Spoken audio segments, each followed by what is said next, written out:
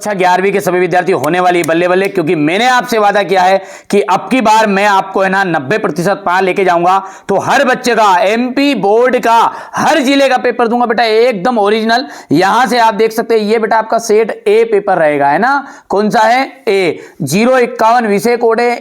तो चलिए तो शुरू करते हैं ना। वीर गाथा काल की जो प्रसिद्ध रचना है वो क्या है? पृथ्वीराज रासो। मीरा अपना सर्वस्व मानती है। देखिए मीराबाई जो है ना सब कुछ कृष्ण को ही मानती थी, ठीक है। कि उसने कह दिया था कि ले राना संभाल तेरी नगरी, वृंदावन मेरी ससुराल। यानी कि कहने का मतलब क्या है? सर्वस्व सब कुछ न्यौछावर भगवान कृष्ण को ही उन्होंने मान लिया था। हिंदी का प्रथम उपन्यास माना गया है। देखो परीक्षा गुरु जो है ना उसको सबसे पहला प्रथम उपन्यास माना गया है। चित्रपट संगीत का पर्याय है लता मंगेशकर। पटकथा की मूल इकाई, पटकथा की मूल इकाई आ जाएगा दृश्य। संक्षेपण का गुण नहीं है। संक्षेपण में क्या नहीं होता है? शुद्धता नहीं होती है। चलिए अब है आपका रिक्त स्थान। कवि भवानी प्रसाद मिश्र अपने पिता के 5वें पुत्र थे। उनसे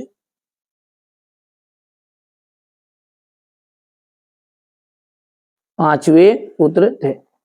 अक्क महादेवी का विवाह जैन राजा कौशिक के साथ हुआ था।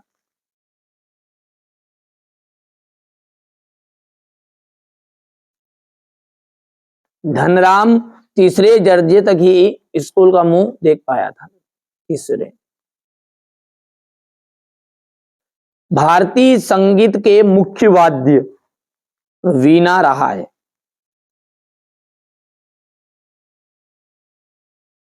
जन संचार का लोकप्रिय तथा सबसे नया माध्यम है इंटरनेट।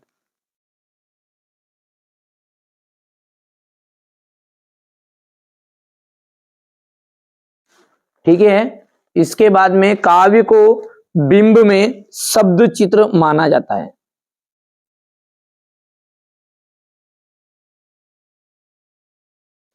हो गया। इसके बाद में आगे बढ़ते हैं। कुल की हानि। कुल की हानि होती है परिवार की मर्यादा, है ना। कुल की हानि का मतलब क्या जाएगा? परिवार की मर्यादा। ओस के फूल। ओस के फूल कहा जाएगा आपका गद्य संग्रह है। गरबा। गरबा जाएगा गुजरात। मानव ज्ञान से संबंधित सूचना विश्व ज्ञान कोश। विभत्स रस का स्थायी भाव। विभत्स का जो स्थायी भाव होता है तो जुगुप्सा। शब्द युग्म। शब्द युग्म जो होते हैं वो 6 प्रकार के होते हैं। एकमात्र सहारा अंधे की लाठी। हो गया इतना। आगे बढ़ते हैं। जगनी के द्वारा रचित कृति का नाम बताइए। तो परमाल रासो।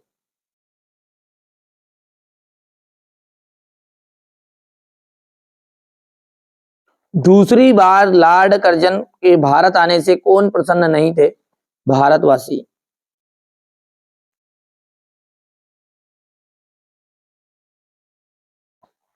आदो आलो आदरी किस भाषा का शब्द है? बंगाली भाषा का।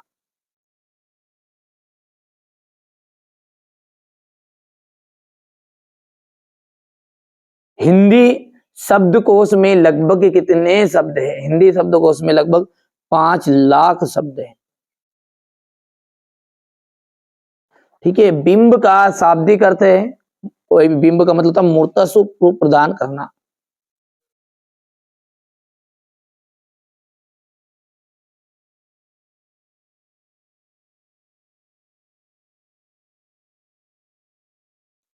शब्द गुण कितने प्रकार के होते हैं? शब्द गुण होते 3 प्रकार के।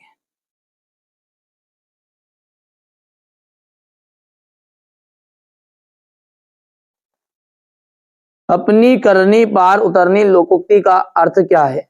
देखिए अपनी करनी पार उतरने का मतलब होता है स्वयं व्यक्ति स्वयं के परिश्रम से ही सफलता मिलती है। तो यहां पर लिख देते हैं अपन स्वयं के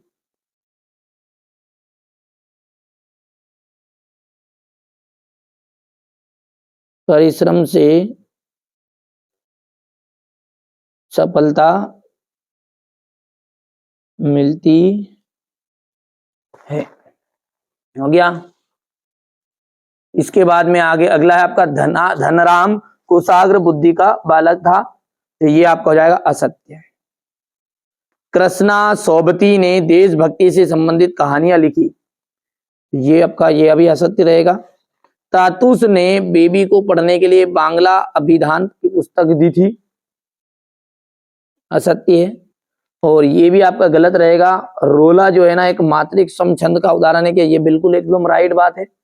और राष्ट्रभाषा के लिए संपर्क भाषा का प्रयोग किया था, ये भी आपकी सत्य है। ठीक है, आगे बढ़ते हैं। और सत्य सत्य के बाद में आपका अगला है, यहां पर है प्रगतिवाद के दो कवियों के और तथा उनकी एक एक रचनाएं बताइए। ठीक है, भारतेंदु युग के दो लेखकों के नाम बताना है। कबीर ने अपने को दीवाना क्यों कहा है। तो ये सारे जो प्रश्न है क्वेश्चन नंबर 23 तक, इसका सॉल्यूशन है ना अपन पीडीएफ के थ्रू कॉपी में यहां पर देखते हैं ना। तो चलिए कॉपी में अपन अच्छे समझते हैं, इसको हट करते हैं साइड में। यहां से देखिए, ये आपका सेट ए जो चल रहा है उसका पूरा सॉल्यूशन है। ये देखिए क्वेश्चन नंबर 6 क्या है, बोल रहा है प्रगतिवाद के दो कवि तथा उनकी एक एक रचना बताइए। हो गया इतना। इसके बाद में याद भी कर सकते हैं आप, भारतेंदु युग के दो लेखकों के नाम आपको बताने हैं, यहां से लिख सकते हैं, स्क्रीनशॉट ले सकते हैं। कबीर ने अपने को दीवाना क्यों कहा है, तो देखिए यहाँ दीवाना का अर्थ होता है पागल। किसी के प्रेम में डूबा हुआ व्यक्ति दीवाना कहलाता है। कबीर भी प्रभु की भक्ति में लीन है, जबकि ये संसार जो है बाहरी आडंबरों में उलझकर ईश्वर की खोज कर रहा है, इसलिए कबीर ने स्वयं को दीवाना कहा है। मीरा जगत को देखकर क्यों रोती है। मीरा श्री कृष्ण के प्रति भक्ति उसकी अनन्य है। वह पूर्ण समर्पण के भाव के साथ अपने आराध्य पति को मानकर, ये आप याद कर सकते हैं, सिंपल लैंग्वेज में लिखाया है मैंने ना। इसके बाद में ये द्विवेदी युग के कुछ गद्य की कुछ विशेषताएं लिखिए। 2 या 3 आपको कर लेनी, ज्यादा नहीं करनी, पर मैंने पूरी आपको यहाँ पर बता दी है ना। बढ़िया से कंप्लीट करते जाना है ना। ये इसके बाद में ये बचा हुआ इसका द्विवेदी युग की विशेषता का। अगला क्वेश्चन है आपका, निबंध को गद्य की कसौटी क्यों कहा गया है। जो निबंध है उसको गद्य की कसौटी क्यों कहा गया है ना। गद्य की कसौटी इसलिए कहा गया क्योंकि जो कवि रहता ना, देखिए गद्य में आ जाता लेखक, कवि जो रहता ना उसकी 4 पंक्ति लिखी, 4 पंक्ति में से यदि एक पंक्ति भी उसकी अच्छी हो गई, भावपूर्ण लिख दी, तो उसकी बड़ाई हो जाती है। लेकिन लेखकों के साथ ऐसा नहीं होता, उनकी हर पंक्ति पर ध्यान दिया जाता है। कभी कम से कम 5-4 बार वो लिखते हैं किताब, जिसके बाद में एक आधी वायरल होती है, यानी कि सीधी सी बात है। तो ये अपन यहाँ से इसको कंप्लीट कर सकते हैं। 2 हिस्से में स्क्रीनशॉट ले लेना आप। ये यहाँ तक ले लिया, यहाँ से याद रखना एक वाक्य तक है ना, और फिर इसके बाद में ये यहाँ से।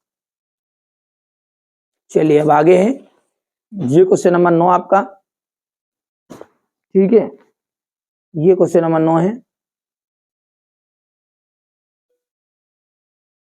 यहां से देखिए, ये क्वेश्चन नंबर आपका 9 है, बढ़िया से कंप्लीट करना है। इसके बाद में अपन बात करें तो ये क्वेश्चन नंबर 10 है, आजादी के पूर्व किसानों को किन किन समस्याओं का सामना करना पड़ता था। ये हो गया इतना।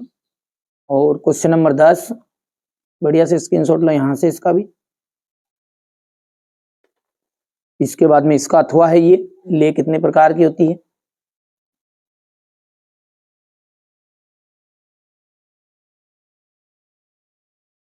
इसके बाद में यहां से यहां तक हो गया ये।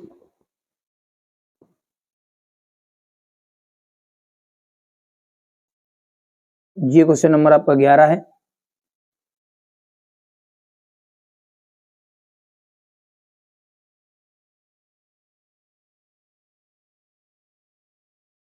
हो गया। इसके बाद में यहां से ये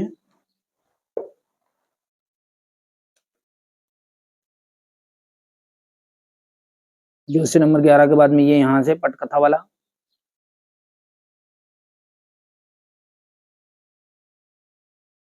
हो गया इतना। महाकाव्य और खंड काव्य में अंतर।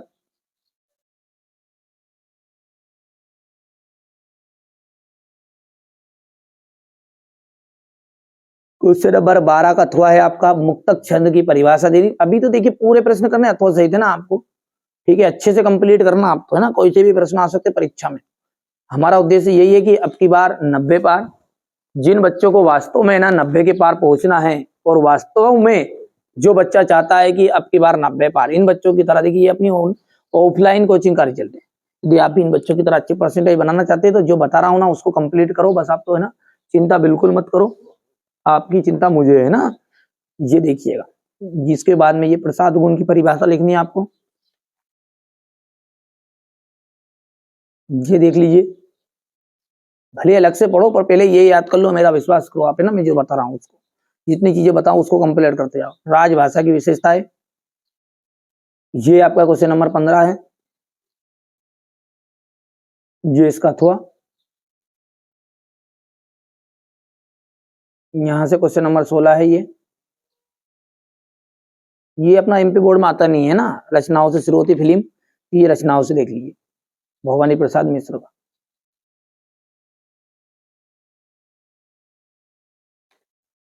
और ये साहित्य में स्थान, इसके बाद आता है दुष्यंत कुमार,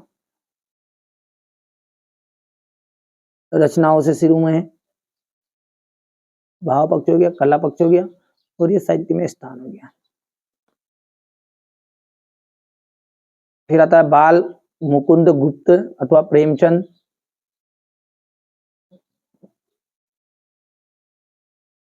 ये रचनाएं हैं।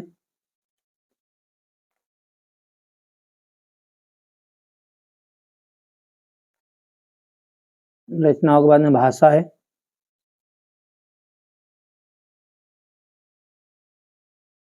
शैली है, और ये साहित्य में स्थान है।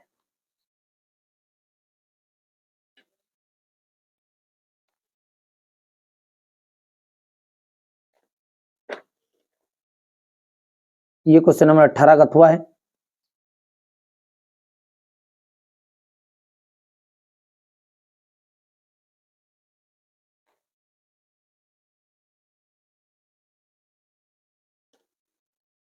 अब यहां से जो क्वेश्चन नंबर 19 है, इसमें क्या बोल रहा है पेपर को मैं देखो पहले तो आप प्रश्न को, ये यहां पर है ना,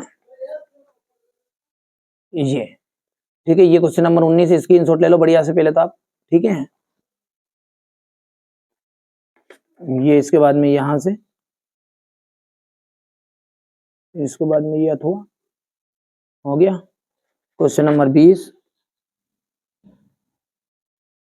स्क्रीनशॉट ले लो, क्योंकि अभी इसका सॉल्यूशन आगे देंगे ना अपन, बढ़िया समझ में आ जाएगा। ये क्वेश्चन नंबर 21 है, और यहां से आप देख सकते हैं ये क्वेश्चन नंबर आपका 21 का अथवा, और 22 और ये 23 रहेगा है ना। अब यदि बात इनकी करें अपन सॉल्यूशन की, ये सॉल्यूशन देखते हैं इनका है ना।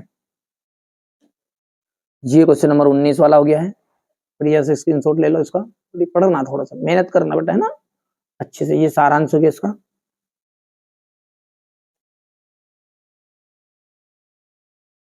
यहां से इसका अथवा ही है,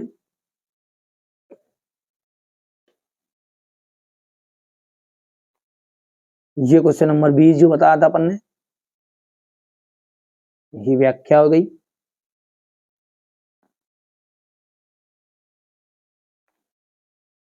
ये इसका अथवा है, 20 का अथवा, सुंदर प्रसंग हो गया। ये व्याख्या है 20 के अथवा की।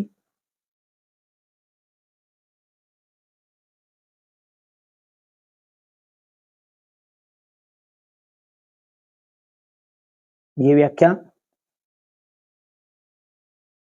इसके बाद में इसका अथवा रहेगा। ये जो बच्चों को कोचिंग में बताया वही आपको बता रहा हूँ ना, बढ़िया से मेहनत करिएगा आप तो ना। ये क्वेश्चन नंबर 21 हो गया था, ये 22 है,